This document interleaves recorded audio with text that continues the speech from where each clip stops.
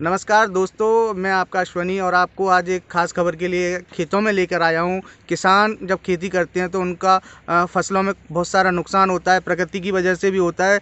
कुछ कारणों की वजह से और भी कारण हैं जिसकी वजह से फसल नुकसान होती है। और हम इस समय सादाबाद क्षेत्र के गांव मनस्या में आए हुए हैं। वहां पर कुछ किसान हैं जो खेतों में दवाइयाँ लगा रहे हैं। क्यों दवाइयाँ लगा रहे हैं, क्या कारण है और किस चीज़ की खेती की है, कितना नुकसान होता है इनको, तो हम उनसे जानेंगे कि क्या फसल की है।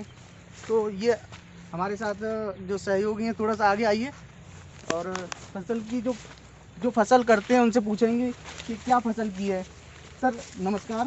नमस्कार जी। क्या नाम है आपका सर? जी मेरा नाम अनुज तिवारी है। कहाँ के रहने वाले हैं? जी गांव कुंजलपुर है।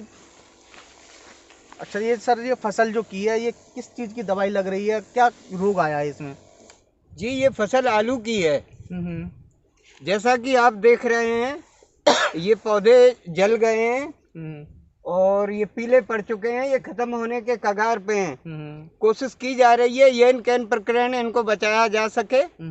तो उसी के क्रम में इसमें विभिन्न प्रकार की दवाओं का छिड़काव कराया जा रहा है। अच्छा, ये जो किस वजह से ये फसल में ये रोग आता है? जी ये रोग जो है ज़्यादा ठंड पड़ने की वजह से और जो है सूरज इन दिनों निकल नहीं पा रहा है। आप देख रहे हैं कई दिनों से लगातार जो है धूप नहीं निकल पा रही है। पौधों में प्रकाश संश्लेषण वाली क्रिया नहीं हो पा रही है और अब कल से और आज अचानक धूप तेज निकली है तो उसी के रिएक्शन से ये सब कुछ ऐसा हो गया है। तो अगर इस तरह की हो जाए तो दवाइयाँ लगानी पड़ती हैं? जी दवाई लगाते हैं, अपने मन की तसल्ली के लिए लगाते हैं, पर होता कुछ नहीं है दवाइयों से भी। ये तो जो लोग दवाई बेच रहे हैं उनका धंधा हो जाता है, किसान अपने आप को ठगा सा महसूस करता है। अच्छा, ये कितनी बार दवाइयाँ लगानी पड़ती हैं? जी एक दवाई तो शुरू में लगानी पड़ती है कि बथुआ है जो उल्टी सीधे खरपतवार उपज आते हैं वो ना उपजें। उसके बाद जो है इसकी वृद्धि के लिए, कीटनाशक के लिए, जड़ गलन के लिए और इन सब चीज़ों के लिए, चुर्री के लिए, पौधे के समुचित विकास के लिए, इन सब चीज़ों के लिए स्प्रे किया जाता है। क्या परेशानी आती है फसल में अगर ये रोग लग जाता है? फसल में ये रोग लगने के बाद जो फसल होती है उसमें उसका विकास पूरी तरीके से अवरुद्ध हो जाता है, विकसित नहीं हो पाती है। सीधा सीधा असर पैदावार पर पड़ता है जिसकी वजह से किसान को भारी घाटे का सामना करना पड़ता है।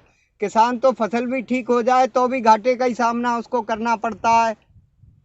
अच्छा, हमारे साथ हम अपने सहयोगियों से कहेंगे, थोड़ा सा यहाँ पे जो दवाई लगा रहे हैं उनसे भी चर्चा करेंगे कि किस चीज़ की दवाई लगा रहे हैं, क्यों लगानी पड़ रही है, ये नौबत क्यों आई?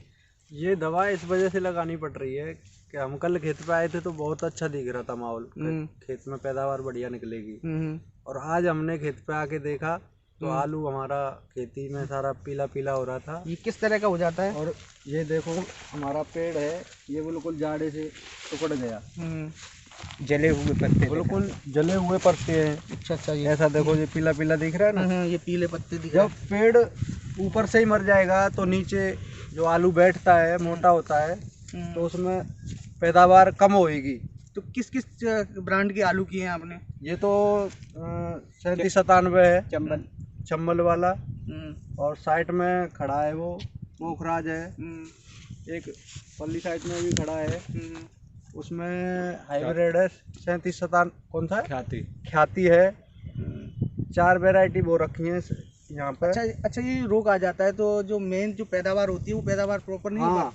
जैसे 50 कट्टे का बीघा निकलेगा उस जगह पे जब ठंड महसूस होगी इसको आलू को तो उसमें ज़्यादा 25 कट्टे का बीघा निकलेगा। किसान को अपने क्षेत्र में आलू की फसल पैदावार होती है, क्या सही लागत मिल पाती किसान को? नहीं मिल पाती है, नहीं मिल पाती। सर क्या कहेंगे इस बात? आलू का देखिए सरकार तमाम दावे करती है कि हम किसान के साथ हैं और टीवी पे तरह तरह के विज्ञापन मीडिया के द्वारा भी दिखाए जाते हैं कि यूपी में किसान खुशहाल है। आप जो है ग्राउंड पर आए हैं, आपको स्थिति दिख रही है, ऐसा कुछ नहीं है, ये सब खोखले दावे हैं। और किसान को फायदा 10 साल में कभी एक आध बार मुश्किल से भूल चूक से हो जाए तो हो जाता है, फायदा नहीं होता किसान को। अब आप देखिए कितनी सर्दी है, सर्दियों में अब आप देखिए रात को हम लोग आते हैं यहाँ आतंकित क्षेत्र है नील गाय का। नील गाय बड़ा नुकसान करती हैं।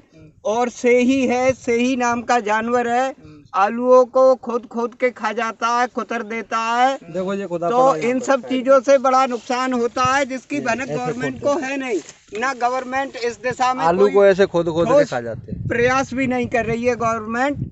इस वजह मतलब से जो किसान जो इतनी मेहनत करता है उसको अवज में उससे पूरी लागत नहीं मिल पाती है।